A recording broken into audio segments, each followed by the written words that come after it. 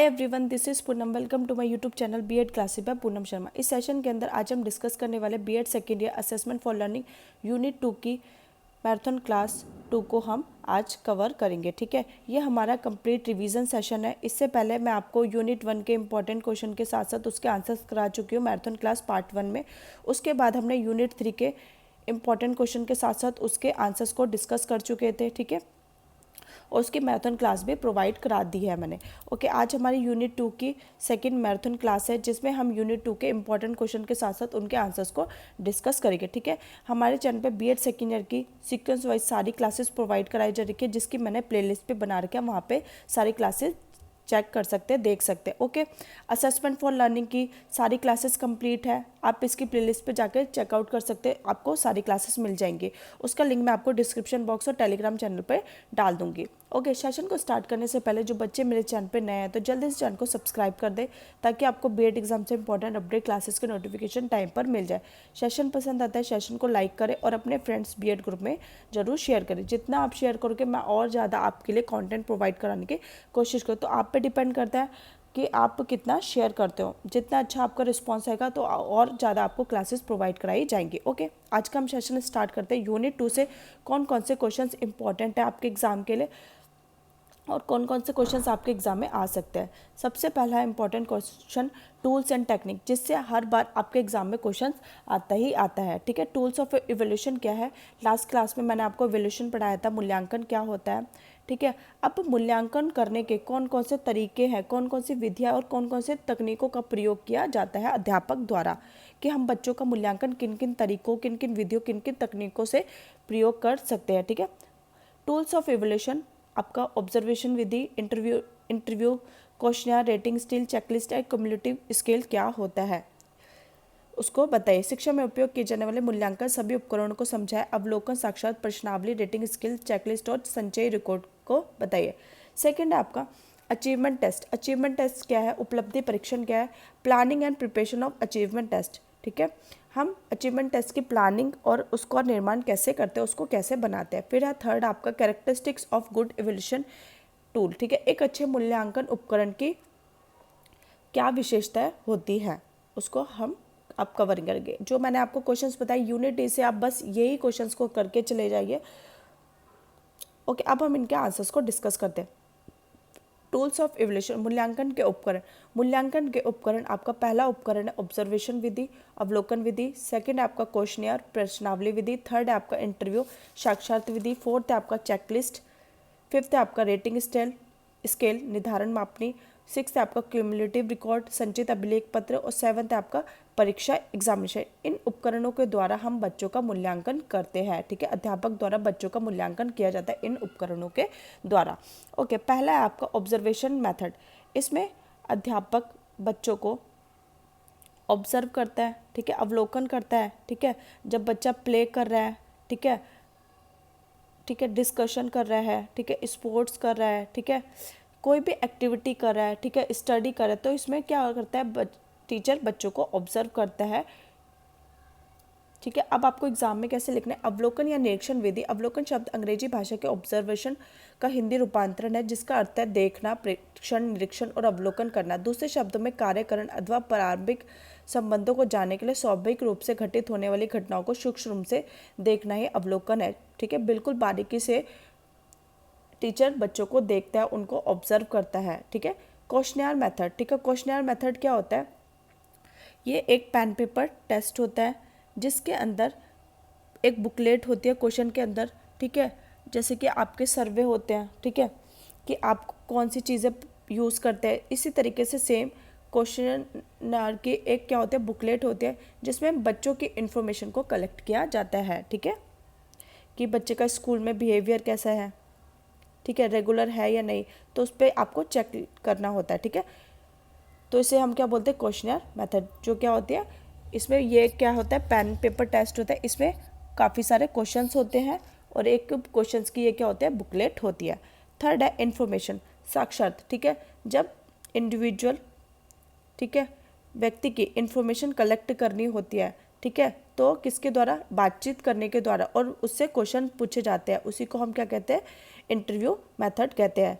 जब ठीक है, एक व्यक्ति दूसरे व्यक्ति से इन्फॉर्मेशन पूछता है थ्रू कन्वर्सेशन, ठीक है, उसी को हम क्या कहते हैं, इंटरव्यू कहते हैं। ठीक है, आप टीचर के लिए इंटरव्यू देने जाओगे, ठीक है, कुछ बच्चे जॉब भी कर रहे होंगे, तो आपका वो जो क्या है, एक दूसरे के बारे में इंफॉर्मेशन कलेक्ट करना, वही क्या है, आपका इंटरव्यू कहलाता है। साक्षात्कार मूल्यांकन की एक प्रविधि है जिसमें साक्षात्कारकर्ता इंटरव्यूअर एक करके एक समूह बना के उद्देश्य की पूर्ति के लिए वार्तालाप करते हैं। अर्थात हम कह सकते हैं कि सूचना देने वाले के बीच में जो बातचीत होती है उसी को हम क्या कहते हैं, इंटरव्यू कहते हैं। अब है आपका चेकलिस्ट क्या होता है, आपकी परफॉर्मेंस को जांचने के लिए ठीक है, कि आपके बच्चे का स्कूल में बिहेवियर कैसा है, तो इसमें ऑप्शंस दे दिए जाते हैं। ठीक है, चेकलिस्ट बना दी जाती है। ठीक है, कि गुड है, वेरी गुड है, बैड है कि पुअर है। ठीक है, तो उसी को हम क्या कहते हैं, चेकलिस्ट करके आपको बच्चे का स्कूल में बिहेवियर कैसा है, गुड है। ठीक है, ये हमारी क्या होती है, चेकलिस्ट होती है। ठीक है, 3-4 ऑप्शन दे दिए जाते हैं, उस पर आपको टिक करना होता है। ठीक है, चेक सूची का प्रयोग प्रश्नावली और अनुसूचियों की तरह से ही किया जाता है।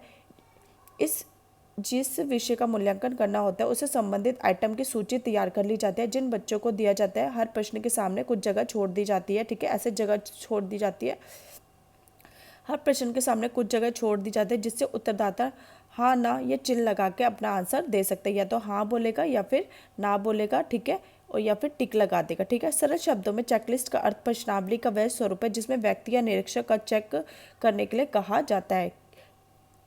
रेटिंग स्केल, जब बच्चों की योग्यताओं के अनुसार रेटिंग की जाती है। ठीक है, बच्चों के स्कूल में योग्यता क्या है, ठीक है, कौन कौन सी उपलब्धि उन्होंने हासिल की है, ठीक है, उसको रेटिंग के थ्रू मापना, वही हमारी क्या कहलाती है, निर्धारण मापनी कहलाती है। अब बच्चों की स्कूल में परफॉर्मेंस कैसी है, 0 से 5 के बीच में आपको रेटिंग देनी है। ठीक है, बच्चों की स्कूल में अच्छी परफॉर्मेंस तो हम उसको 4 रेटिंग देंगे, बैड है तो हम उसको 1 रेटिंग देंगे। तो यही हमारी क्या कहलाती है, रेटिंग स्किल। ठीक है, बच्चों की परफॉर्मेंस को जांचने के लिए रेटिंग देना। ठीक है, उनकी योग्यता अनुसार रेटिंग करना, यही हमारी निर्धारण मापनी कहलाती है।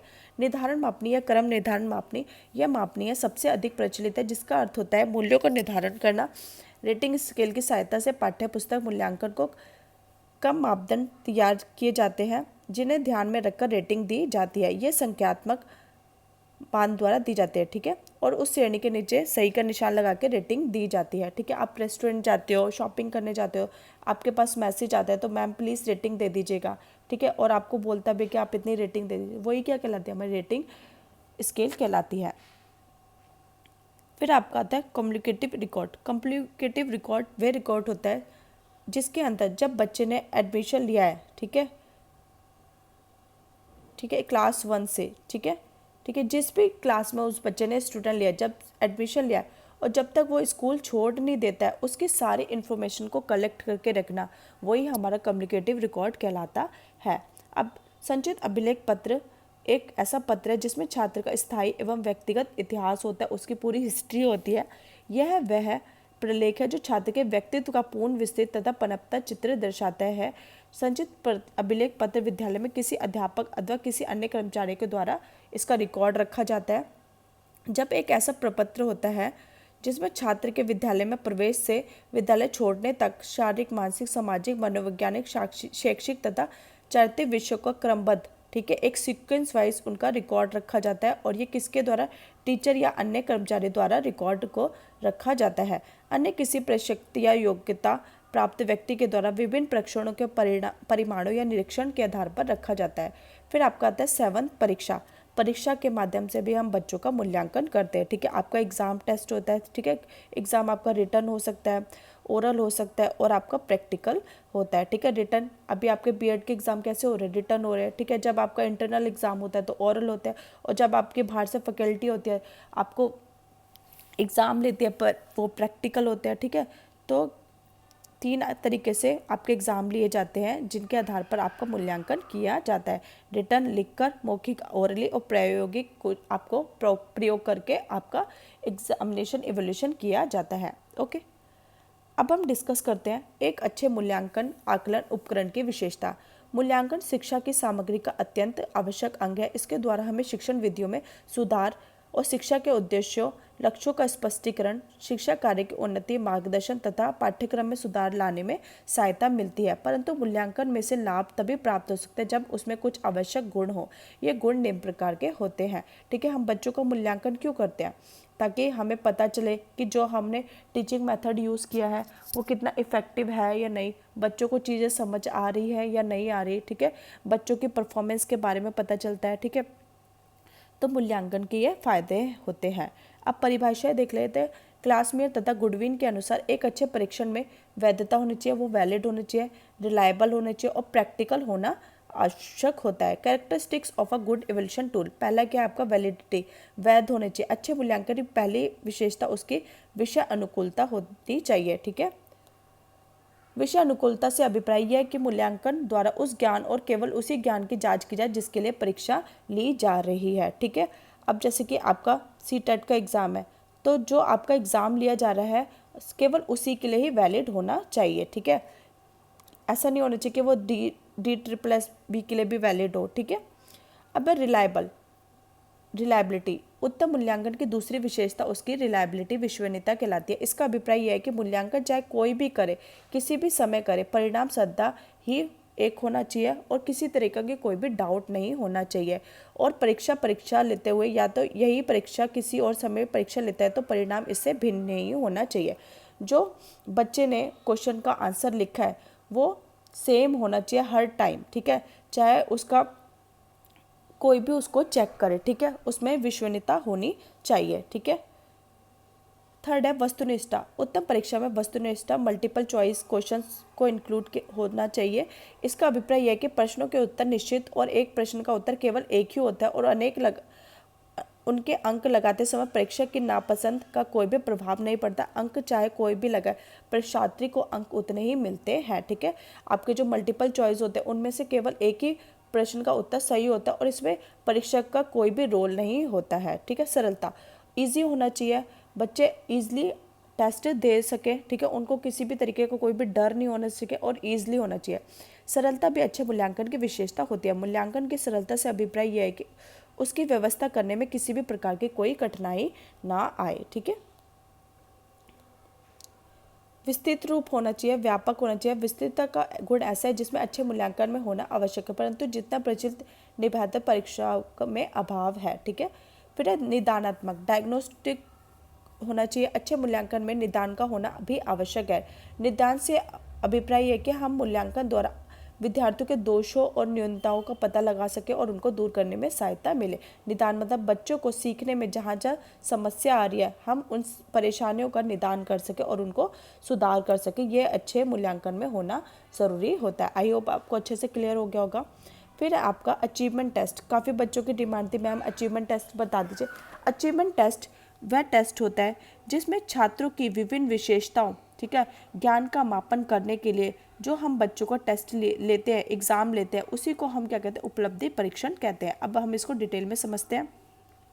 सभी विद्यालयों में सभी कक्षाओं के छात्र वर्ष भर ज्ञान अर्जित करते हैं और किसी भी एक कक्षा के सभी छात्रों का ज्ञान एवं प्राप्त करने की सीमा एक सी नहीं होती है। कोई छात्र ज्ञान को जल्दी अर्जन कर लेता है, कोई देर से। छात्रों के इस ज्ञान या ज्ञान की प्राप्ति का सीमा का मापन करना उपलब्धि परीक्षाओं के द्वारा किया जाता है।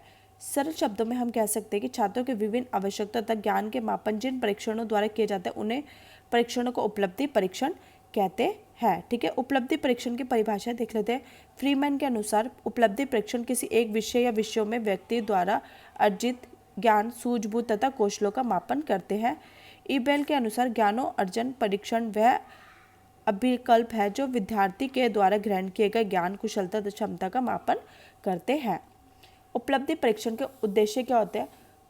उपलब्धि परीक्षण की सहायता से यह पता लगाया जाता है कि किसी कक्षा के विविध छात्रों में वर्ष भर में अलग अलग विषयों में कितना ज्ञान अर्जित किया है। ठीक है, आपके एग्जाम होते हैं, आपके टेस्ट होते हैं, वही क्या है? आपके अचीवमेंट टेस्ट है कि इससे पता चलता है कि बच्चों ने पूरे वर्ष भर कितना ज्ञान प्राप्त किया और बच्चा कौन से सब्जेक्ट्स में अच्छा है। किसी बच्चे के मैथ्स में 92 आया है, किसी के साइंस में 82 आया, तो इससे हमें पता चलता है कि कौन सा बच्चा किस सब्जेक्ट्स में अच्छा है। ठीक है, यह परीक्षणों के द्वारा यह ज्ञात किया जाता है कि किसी कक्षा में कौन सा छात्र निम्न है, सामान्य और उच्च श्रेणी है, कौन सी क्लास में बच्चा उच्च श्रेणी में, एक्सीलेंट परफॉर्मेंस है उसकी, कौन सा नॉर्मल है, ठीक है, और कौन सा लो है, ठीक है। हमें बच्चों के बारे में ये ज्ञात होता है परीक्षणों के माध्यम से। इन परीक्षणों की सहायता से पता लगाया जाता है कि अध्यापक अपने अध्यापन कार्य में किस सीमा तक सफलता प्राप्त कर रहे हैं। किसी विद्यार्थियों में किसी कक्षा में कौन कौन से छात्र अगली कक्षा में प्रवेश लेने योग्य है और कौन से नहीं, यह पता लगाने का भी कार्य उपलब्धि परीक्षणों की सहायता से किया जाता है, ठीक है। अब क्लास में आपके 82% आई है, ठीक है, तो आप पास है, आप नेक्स्ट क्लास में जाएंगे। अगर आपके यहीं पर ही आपके 32 मार्क्स आते तो आप नेक्स्ट क्लास में जा पाते नहीं, ठीक है। उपलब्धि परीक्षण के सामान्य सिद्धांत कौन कौन से? परीक्षा का विकल्प डिजाइन व्यापक होना चाहिए। किसी एक प्रकार के परीक्षण से किसी विषय के सभी उद्देश्यों को जाना नहीं जा सकता। एक प्रकार का ही टेस्ट नहीं होना चाहिए, ठीक है। परीक्षण के प्रश्नों की संख्या अधिक होनी चाहिए। द्विअर्थी और भ्रामक प्रश्नों के परीक्षण से सम्मिलित नहीं करना चाहिए। जिसके दो अर्थ रहे, जो बच्चों को समझ नहीं आते, वो हमें अपने टेस्ट में इंक्लूड नहीं करना चाहिए। परीक्षण वैध और रिलायबल होने चाहिए। एक से प्रश्नों को एक ही स्थान पर रख देना चाहिए।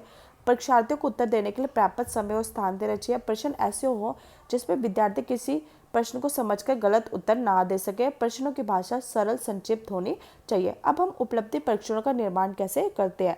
Construction of achievement test. उपलब्धि परीक्षण का निर्माण करते समय सबसे पहले उद्देश्य निर्धारित कर लेने चाहिए कि हम वो टेस्ट क्यों कर रहे हैं, है ना। एक उपलब्धि परीक्षण के द्वारा अधिक से अधिक 3 या 4 उद्देश्यों को प्राप्त करने की कोशिश कर लेनी चाहिए।